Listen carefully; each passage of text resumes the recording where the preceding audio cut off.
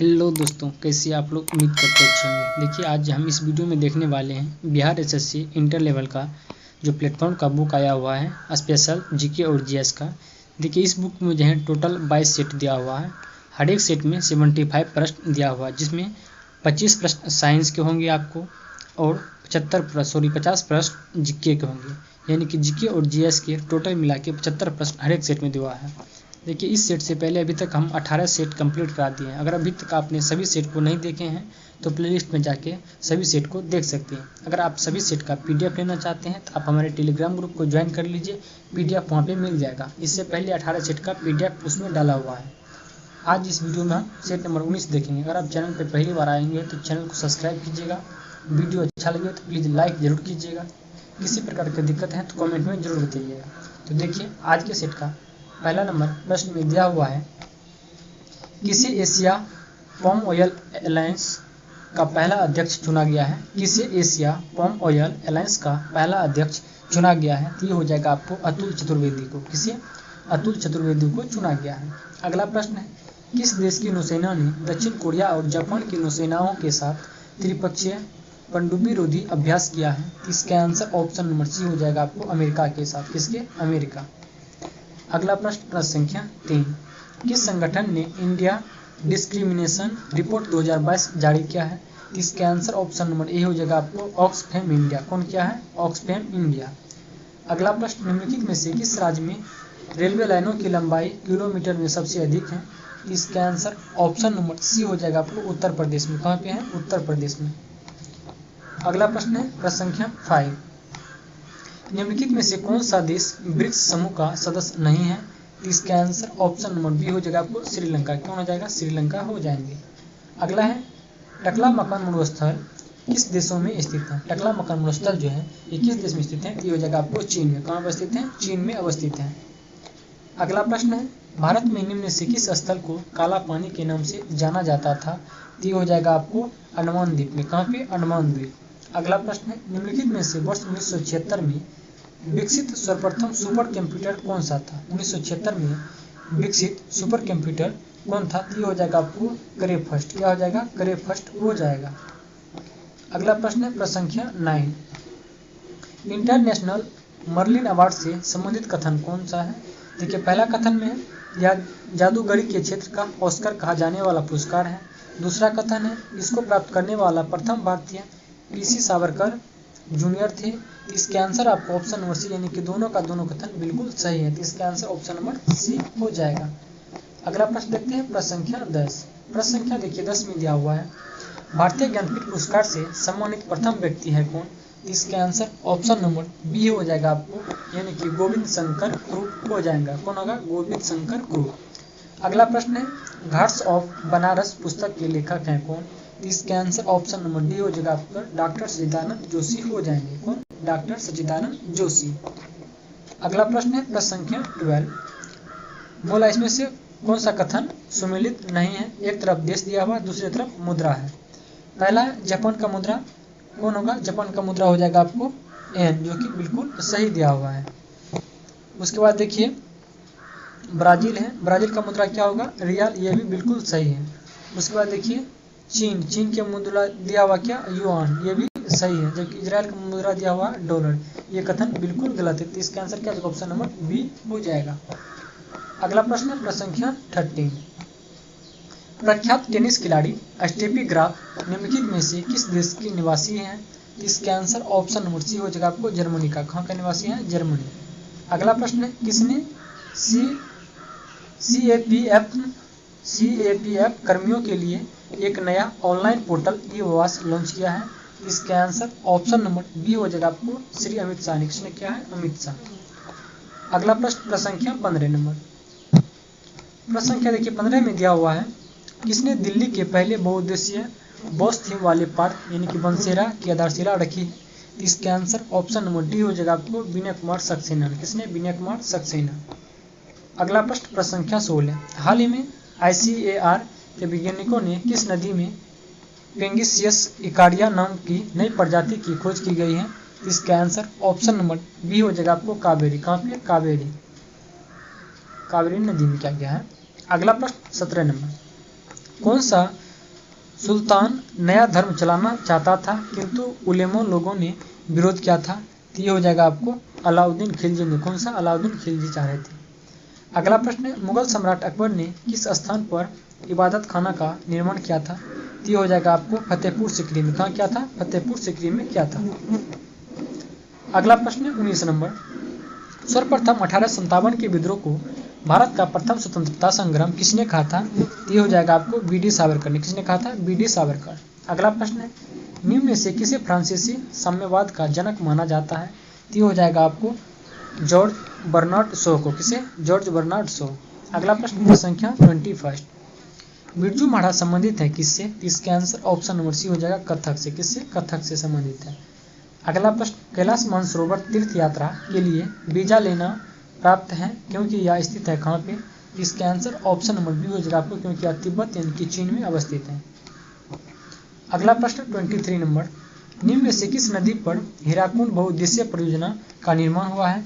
ये हो जाएगा आपको किस नदी पे है? ये हो जाएगा आपको महानदी पे। हीराकुंड परियोजना कहाँ पे है? महानदी पे है। अगला प्रश्न है निम्नलिखित में से कौन सा स्थान वहां स्थित दर्रे के साथ सुमेलित नहीं है? इसके आंसर ऑप्शन नंबर सी हो जाएगा आपको जेपेला दर्रा जास्कर में। यह कथन बिल्कुल गलत है, जबकि बनिहाल पीरपंजाल ये भी सही है। खारदुंग ला दर्रा लद्दाख प्रसरण ये भी सही है, जबकि जोजिला दर्रा बिरध हिमालय ये भी सही है। इसका आंसर क्या हो जाएगा? ऑप्शन नंबर सी गलत वाला हो जाएगा। अगला प्रश्न 25, औद्योगिक उत्पादन सूचकांक को भारतीय अर्थव्यवस्था में औद्योगिक क्रियाओं का मापक है, इनमें से क्या सम्मिलित नहीं किया जाता है? इसका आंसर ऑप्शन नंबर डी हो जाएगा आपको गैस एवं जलापूर्ति। क्या हो जाएगा? गैस एवं जलापूर्ति को शामिल नहीं किया जाता है। अगला प्रश्न है 26, राष्ट्रीय आय लेखांकन में आधार वर्ष का अर्थ क्या है? इसका आंसर ऑप्शन नंबर डी हो जाएगा जिस वर्ष की कीमतों का उपयोग वास्तविक जीडीपी की गणना के लिए किया जाता है वो हो जाएगा आधार वर्ष। अगला प्रश्न है 27 नंबर, मनुष्य द्वारा सबसे पहले इनमें से किस धातु का उपयोग किया गया था? ये हो जाएगा आपको तांबा। किसका? तांबा का किया गया था। अगला प्रश्न है प्रसंख्या 28। प्रसंख्या 28 में देखिए दिया हुआ है पुलकेशिन प्रथम और पुलकेशिन द्वितीय नामक शासक डैश से संबंधित थे, यानी कौन वंश से संबंधित थे? ये हो जाएगा आपको चालुक्य वंश से। किससे? चालुक्य वंश। अगला प्रश्न निम्नलिखित में से कौन सी पुस्तक मौलाना अब्दुल कलाम आजाद का द्वारा लिखित है? ये हो जाएगा आपको इंडिया विंस फ्रीडम। कौन आ जाएगा? इंडिया विंस फ्रीडम पुस्तक के लेखक कौन है? मौलाना अब्दुल कलाम आजाद।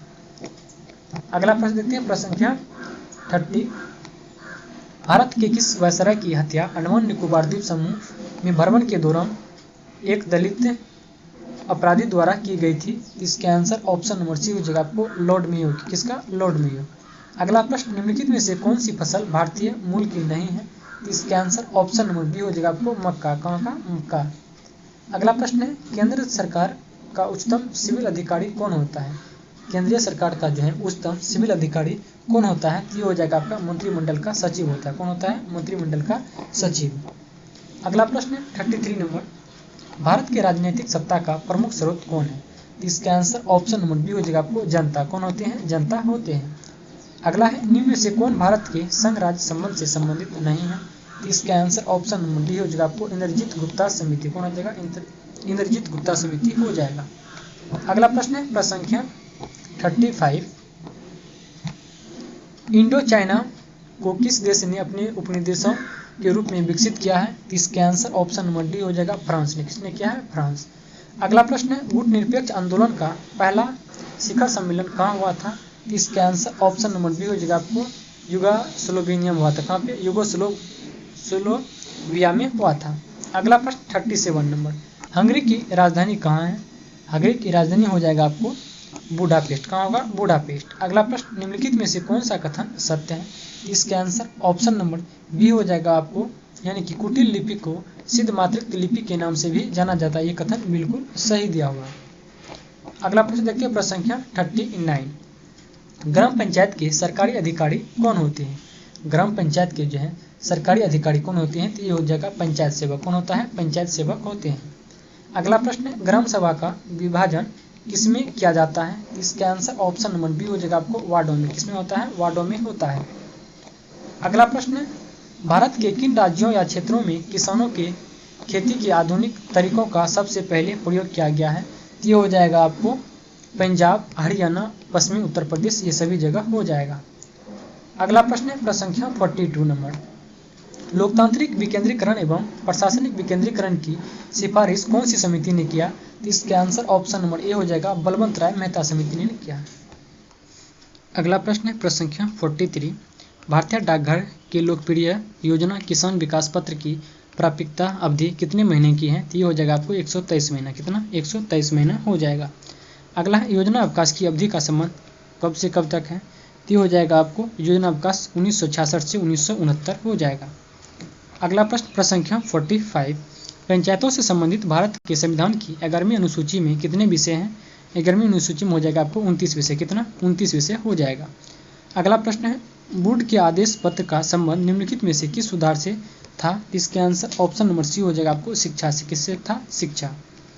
अगला प्रश्न है 47 नंबर, निम्नलिखित में से कौन सी उन 3 नदियों में से एक नहीं है जिसका पारस्परिक प्रभाव उत्तर भारतीय मैदानों के निर्माण के लिए उत्तरदायी है? ये हो जाएगा आपको ऑप्शन नंबर डी यानी कि गोदावरी। कौन सा? गोदावरी नहीं आता, जबकि सिंधु, ब्रह्मपुत्र और गंगा उसमें ये तीनों आते हैं। अगला प्रश्न 48 नंबर, निम्नलिखित में से किस केंद्र शासित प्रदेश में विधानसभा है? तो इसका आंसर ऑप्शन नंबर ए हो जाएगा आपको दिल्ली में। कहाँ पे है? दिल्ली। अगला है हीनयान और महायान किस धर्म के पंथ हैं? तो इसका आंसर ऑप्शन नंबर ए हो जाएगा आपको बौद्ध धर्म का। किसका? बौद्ध धर्म का हो जाएगा। अगला प्रश्न है प्रश्न संख्या 50, प्रश्न संख्या देखिए 50 में दिया हुआ है ब्रह्मपुत्र नदी बांग्लादेश में क्या कहलाती है? यानी ब्रह्मपुत्र नदी जो है बांग्लादेश में इसको किस नाम से जाना जाता है? तो ये हो जाएगा आपको यमुना के नाम से। किसको? यमुना के नाम से जाना जाता है। अगला प्रश्न है एक डायमंड में प्रत्येक कार्बन परमाणु डैश से बंधे होते हैं? तो इसका आंसर ऑप्शन नंबर डी हो जाएगा आपको 4 अन्य कार्बन परमाणुओं से बंधे होते हैं।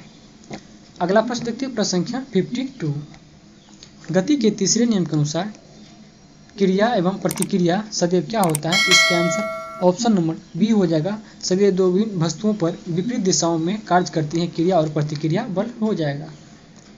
अगला प्रश्न प्रश्न संख्या 53, पानी की कमी के कारण कोशिका के संकुचित होकर कोशिका भित्ति से अलग होने की प्रक्रिया को क्या कहा जाता है? तो इसके आंसर ऑप्शन नंबर डी हो जाएगा आपको प्लाज्मोलिसिस कहलाते हैं।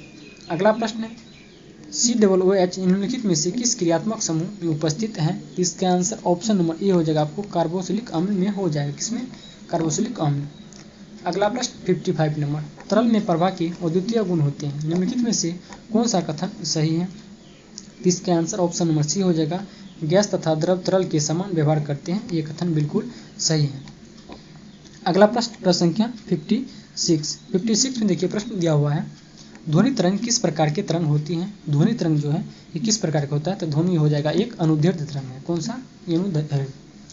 अगला प्रश्न श्लेष्मा झिल्ली की सूजन को डैश कहा जाता है? श्लेष्मा झिल्ली की सूजन को डैश कहा जाता है, तो ये हो जाएगा आपको ब्रोंकाइटिस। क्या कहा जाता है? ब्रोंकाइटिस कहा जाता है। अगला प्रश्न 58 नंबर, निम्नलिखित में से किस प्रकार के प्रदूषण को वाहनों में उत्प्रेरक या कन्वर्टर फिट करके नियंत्रित किया जाता है? तो इसके आंसर ऑप्शन नंबर बी हो जाएगा आपको वायु प्रदूषण। किसको? वायु प्रदूषण को। अगला प्रश्न देखते हैं प्रश्न संख्या 59, जल किस प्रकार का संसाधन है? जल जो है यह किस प्रकार का संसाधन है? ये हो जाएगा आपको चक्रीय संसाधन। कौन सा है? चक्रीय संसाधन। अगला प्रश्न प्रश्न संख्या 60, निम्नलिखित में से किन परिस्थितियों में हाइड्रोजन गैस के अणुओं की मध्य दूरी बढ़ेगी? पहला कथन है बंद पात्र में भरी हाइड्रोजन गैस पर दबाव बढ़ाकर। दूसरा कथन है कुछ हाइड्रोजन गैस का पात्र से रिसाव होने पर। तीसरा कथन है हाइड्रोजन गैस के पात्र का आयतन बढ़ाकर। चौथा कथन है पात्र का आयतन बढ़ाए बिना पात्र में अधिक हाइड्रोजन गैस मिलाने पर हो जाएगा। इसमें कौन कौन देखिए कथन सही हो जाएगा? इसका हो जाएगा ऑप्शन नंबर यानी कि कथन 2 और 3 बिल्कुल सही हो जाएगा, तो इसका आंसर ऑप्शन नंबर सी बिल्कुल करेक्ट हो जाएगा। अगला प्रश्न 61 नंबर, आवासीय क्षेत्रों के लिए केंद्रीय प्रदूषण नियंत्रण बोर्ड का द्वारा प्रस्तावित मानक शोर कितना स्तर है? तो इसका आंसर ऑप्शन नंबर बी हो जाएगा आपको 45 डेसिबल। कितना हो जाएगा? 45 डेसिबल हो जाएगा। अगला प्रश्न पशुपालन और पादप प्रजनन कार्यक्रम उदाहरण है किसका?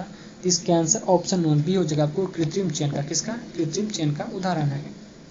अगला प्रश्न है पुरानी किताबों में पन्ना के बूढ़े होने की प्रक्रिया को डैश कहा जाता है?